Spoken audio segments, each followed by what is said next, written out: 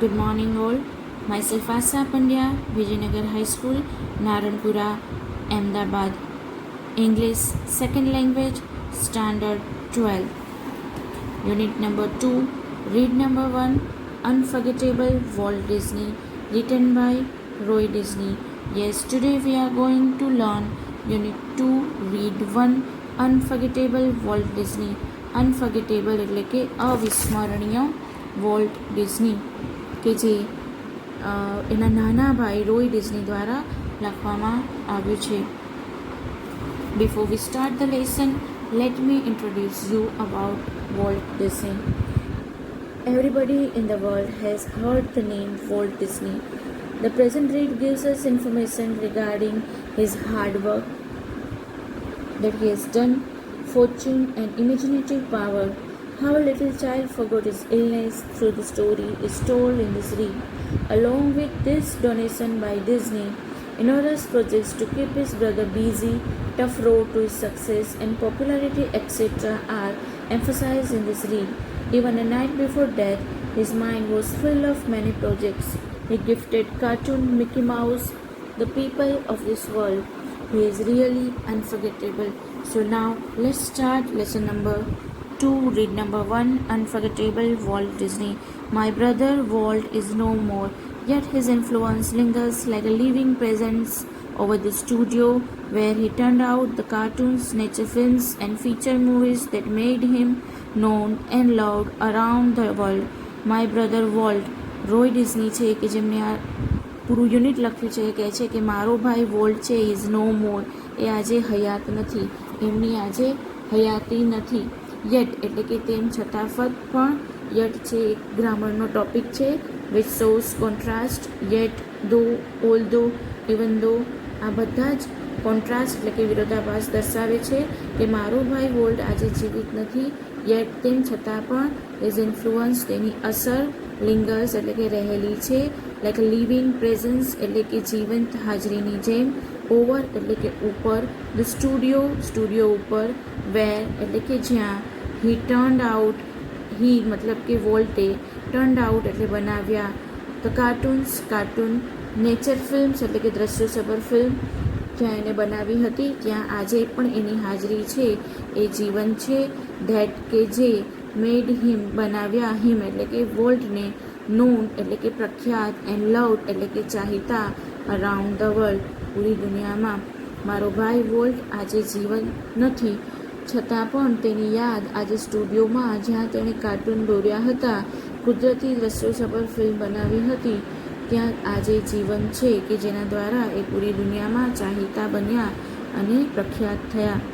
Even now, as I walk around the studio crew, I half expect to encounter the tall country boy figure headboard in thought about some new project.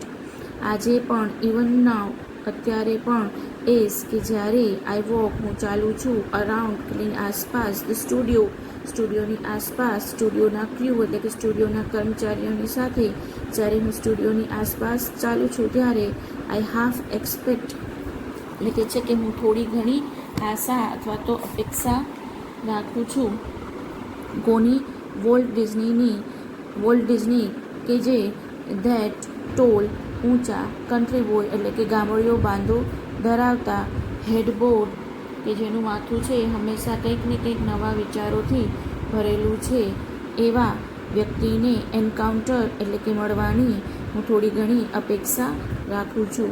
Volt was so much the driving force behind all we did, from making movies to building Disneyland that people constantly mention his name as if he was still alive. એ કહે છે કે volt was so much the driving force, volt છે અમારા માટે એક driving force હતા, driving force એટલે પ્રેરક બળ, બિહાઇન્ડ ઓલ વી ડીડ અમે જે કંઈ પણ કર્યું એની પાછળનું એક પ્રેરક બળ હતા. પછી એ કાર્ટૂન ફિલ્મ બનાવવાની હોય, મૂવીઝ બનાવવાની હોય કે ડિઝનીલેન્ડની રચના કરવાની હોય, લોકો કોન્સ્ટન્ટલી એટલે કે સતત એનું નામ છે એનો ઉલ્લેખ કરે છે જાણે કે એ અત્યારે જીવિત હોય, એઝ ઇફ એટલે કે હોવું, એઝ ઇફની સાથે હંમેશા વરનો ઉપયોગ કરવામાં આવે છે. કાલ્પનિક બાબત છે એ દર્શાવવા માટે એઝ ઇફ અને વરનો ઉપયોગ થાય છે.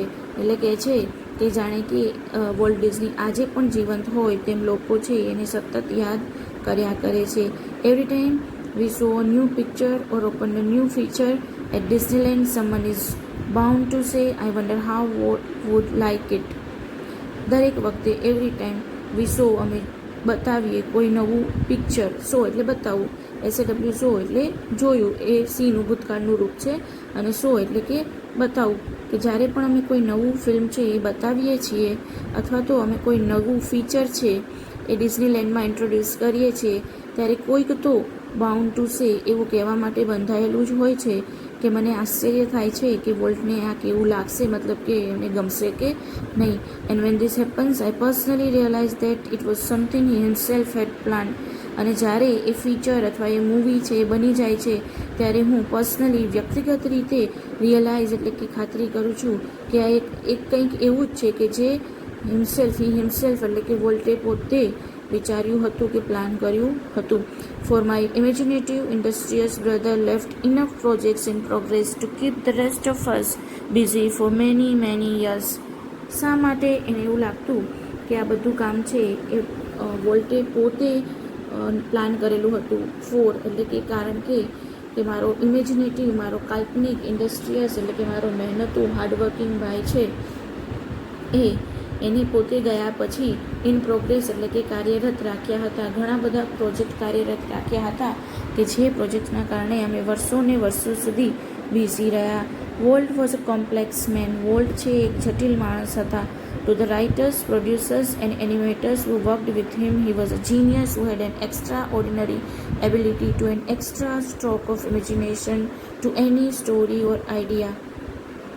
To the writers એટલે કે છે કે જે લેખકો હતા એ લેખકોને માટે, પ્રોડ્યુસર્સ એટલે કે વિક્રેતાઓ જે છે એમને માટે જ્યારે પણ કંઈ પણ કામ બનાવતા ત્યારે એ બધાને માટે એક પ્રેરણા સ્ત્રોત હતા. લેખકો, પ્રોડ્યુસરો તેમજ એનિમેટર્સ જેઓએ તેની સાથે કામ કર્યું તેમને માટે તે કોઈ પણ વાર્તા કે વિચારમાં કલ્પનામાં વધુ આવેશ અને પ્રચંડ શક્તિનો સંચાર કરનાર અત્યંત બુદ્ધિશાળી વ્યક્તિ હતા. To the millions of people who watched his TV show, he was a warm, kindly personality bringing fun and pleasure into their homes. કે જેવા સેંકડો વ્યક્તિઓ, ટુ ધ મિલિયન્સ, લાખો દર્શકો કે જે તેનો આ શો નિહાળતા તેમને તે પ્રેમાળ, દયાળુ વ્યક્તિ હતા જે તેમના ઘરમાં આનંદ અને રમૂજ ફેલાવતા. To the bankers who financed us, I am sure he seemed like a wild man hell-bent for bankruptcy. બેંકના લોકો કે બેંકરો જે તેમને નાણાં પૂરા પાડતા તેમને મને ખાતરી છે કે તેઓ સંસ્કારહીન, નાદાર વ્યક્તિઓ હતા. To me, he was my amazing kid brother, full of impractical dreams that he made come true. મારા માટે તે મારો નવાઈ પમાડે તેવો નાનો ભાઈ હતો જેણે અનેક ઇમ્પ્રેક્ટિકલ, અવ્યવહારુ સપના છે એને સાચા પાડ્યા છે. The apple orchard and weeping willows stand green and beautiful at our old farm where Walt's caged his first animals. જ્યારે વોલ્ટ તેનો સૌ પ્રથમ પ્રાણીઓના રેખાચિત્ર દોર્યા ત્યારે અમારી સફરજનની જૂની વાડીઓ અને નેતરના વૃક્ષો સુંદર અને તાજગીથી ભરપૂર લીલા રંગથી દેખાતી હતી. એટલે કે અહીંયા કહેવા માગે છે કે વોલ્ટે પોતાનું પહેલું એનિમલ કાર્ટૂન છે એ એમને પોતાના સફરજનની જૂની વાડી, ઓર્ચાર્ડ એટલે પ્લાન્ટેશન એટલે કે વાડી, અને વીપિંગ વિલ્લો એટલે કે નેતરના વૃક્ષ કે જે ખૂબ જ લીલાછમ હતા એવા વાડીમાં એમને પોતાનું પહેલું એમને જે એનિમલ કાર્ટૂન છે એ ત્યાં એને દોર્યું હતું. I recall how Walt and I would snuggle together in bed and hear the haunting whistle of a locomotive passing in night.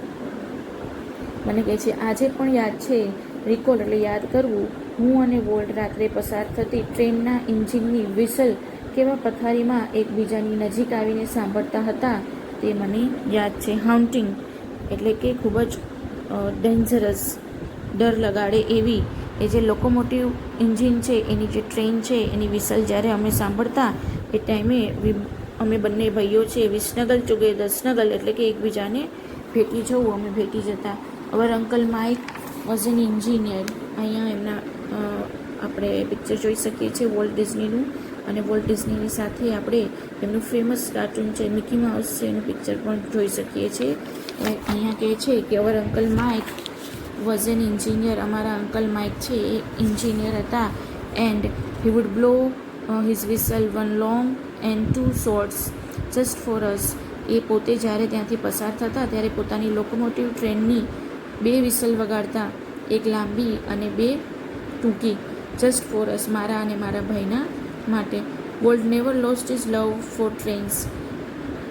Volt છે એ ટ્રેનનો ચાહક હતા.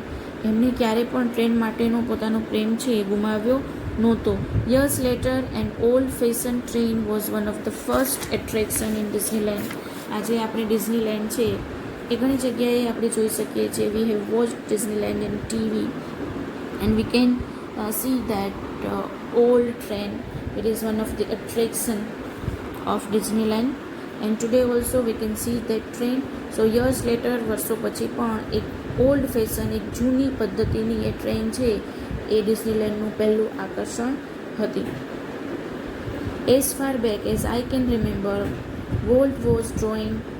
The first money he ever made was a nickel for a sketch of a neighbor's house. As far as I remember, કે જેટલું મને યાદ છે ત્યાં સુધી મને યાદ છે કે તે ચિત્ર વોલ્ટ છે ચિત્ર દોરતો હતો. હી વોઝ ડ્રોઈંગ, અને પડોશીના ઘોડાનું રેખાચિત્ર દોરવા બદલ તેને સૌ પ્રથમ નિકલ કમાયો હતો. Nickel is a currency. નિકલની વાત અહીંયા કરી છે. Nickel is a currency. 5 સેન્ટનો જે સિક્કો છે એને નિકલ કહેવામાં આવે છે. ડોલરનો 20મો ભાગ એને નિકલ કહી શકીએ. એટલે વોલ્ટે પોતાનું પહેલું કાર્ટૂન છે એ પોતાના પડોશીનો ઘોડો બનાવેલો, અને એમના પડોશીને એ ઘોડાનું પિક્ચર એટલું પસંદ આવેલું કે એમને ખરીદેલું, અને એના માટે એને વોલ્ટ ડિઝનીને એક નિકલ કરન્સી છે એ આપેલી હતી કે જે વોલ્ટ ડિઝનીની પહેલી કમાણી હતી. હી સ્ટડીડ કાર્ટૂનિંગ ઇન શિકાગો. વોલ્ટ ડિઝનીએ છે પોતે કાર્ટૂન દોરવાનો જે એનો કોર્સ છે એને શિકાગોમાંથી કરેલો હતો, અને ત્યાર પછી એ લોસ એન્જલ્સ ગયેલા. And then started a little animated cartoon company in Kansas City that flopped. હવે કાર્ટૂનિંગ શિકાગોમાં કર્યા પછી એમને કેનાસ સિટીમાં એક એનિમેશનની કાર્ટૂન કંપની ખોલેલી કે જે ફ્લોપ એટલે નિષ્ફળ ગઈ. I was in Los Angeles when Walt just 21 decided to try his luck in Hollywood. કે વોલ્ટ ડિઝની કે માત્ર 21 વર્ષની ઉંમરના હતા, એમને 21 વર્ષની ઉંમરે પોતાનું નસીબ છે, લક છે એ હોલિવૂડમાં ટ્રાય કરવાનું, અજમાવવાનું નક્કી કર્યું. અને at that time I was in Los Angeles. એટલે કે રોય ડિઝની છે એ વખતે લોસ એન્જલ્સમાં હતા. I met him at the station. Roy Disney છે એ વોલ્ટ ડિઝનીને સ્ટેશન પર મળ્યા. He was carrying a cheap suitcase that contain all of his belongings. એટલે કે વોલ્ટ ડિઝની છે એ સમયે સ્ટેશન પર જ્યારે મળ્યા એ સમયે એમની પાસે એક ચીપ સુટકેસ હતી. ચીપ એટલે એક સસ્તી સુટકેસ હતી કે જેની અંદર એની બધી જ બિલોંગિંગ એટલે કે એની માલિકીની વસ્તુઓ હતી. We borrowed $500 from an uncle and Walt started a cartoon series called Alice in Cartoon Land. અમે અમારા એક અંકલ પાસેથી $500 ઉછીના લીધા, લેન્ડ કર્યા. એન્ડ વોલ્ટ, અને ત્યાર પછી વોલ્ટે પોતાની કાર્ટૂન સિરીઝ છે એ શરૂ કરી કે જેનું નામ હતું Alice in Cartoon Land. It was tough going. એ ખૂબ જ અઘરી જઈ રહી હતી, મતલબ it was not much of success. Walt did all the animation and I crank the old fashion camera. એ જે કાર્ટૂન સિરીઝ અમે બનાવી જેનું નામ હતું એલિસ ઇન કાર્ટૂન લેન્ડ, એનું એનિમેશન છે એ વોલ્ટે કર્યું, અને મેં એટલે કે રોય ડિઝનીએ એક જૂનો પુરાનો પોતાનો જે કેમેરા હતો એનાથી એનું ફિલ્મીકરણ, ક્રેન્ક એટલે ફિલ્મીકરણ કરવું, એનું એ ફિલ્મીકરણ છે એ એમને કરેલું. એ કામગીરી છે એમને પૂરી કરેલી. The Alice cartoons didn't make much of a splash એટલે કે સફળતા ના મળી, એ નિષ્ફળ ગયું. So Walt started a new series called Oswald the Rabbit. અને એટલા માટે એને નવી સિરીઝ શરૂ કરી જેનું નામ હતું Oswald the Rabbit. Oswald did better, but when Walt went to our New York distributor for more money, he ran into trouble. ઓસ્વાલ્ડ છે એ પહેલી જો એમનું કાર્ટૂન હતું એલિસ ઇન કાર્ટૂન લેન્ડ એના કરતાં સારી ચાલી, પરંતુ જ્યારે વોલ્ટ છે એ ન્યૂયોર્કના જે વિક્રેતા ડિસ્ટ્રીબ્યુટર પાસે ગયા ત્યારે એ થોડી વધારે મુશ્કેલીમાં ફસાઈ ગયા financially. What kind of a deal you make kid? I ask. એટલે કે રોએ એને પૂછ્યું કે બાળક તે કેવા પ્રકારનો સોદો કર્યો, ધંધો કર્યો. ડીલ એટલે કે સોદો કરવો કે ધંધો કર્યો. We have not got a deal, Walt admitted. Admit એટલે સ્વીકારવું. વોલ્ટે સ્વીકાર્યું, એને કહ્યું કે આપણે કોઈ સોદો કર્યો નથી. The distributor copyrighted Oswald and is taking over the series himself. Distributor કે જેમની પાસે એ ગયેલા એને ઓસ્વાલની કોપી કરી છે અને આખી શ્રેણી પોતે જ લઈ લીધી છે. એટલે કે વોલ્ટે બનાવેલું છે એનું કાર્ટૂન હતું, એના કોપીરાઇટ્સ છે એ જે ડિસ્ટ્રીબ્યુટર પાસે ગયા એને પોતે ઓન કરી લીધા, એને પોતે ખરીદી લીધા. સ્ટ્રેન્જલી, આશ્ચર્યચકિત રીતે, Walt did not seem downhearted. Seem એટલે દેખાવું, ડાઉન હાર્ટેડ એટલે કે નિરાશ. આશ્ચર્યચકિત રીતે કહી શકીએ કે આવું કહેતા વોલ્ટ છે એ જરા પણ નિરાશ નહોતા. We are going to start a new series. એ કહે છે કે આપણે હવે એક નવી સિરીઝ છે શરૂ કરવા જઈ રહ્યા છે. He was એન્થ્યુઝડ. એન્થ્યુઝડ એટલે ઉત્સાહી, એ ખૂબ જ ઉત્સાહી હતો. It's about a mouse. એ એક ઉંદરની સિરીઝ છે. And this time we will own our mouse. અને આ વખતે આપણો માલિકીનો એ ઉંદર હશે. And the rest is a history. અને બાકીનો છે ઇતિહાસ છે. Now today we are ending here the first part of our lesson number 2, Unforgettable Walt Disney. We will continue with the second part later on. Thank you.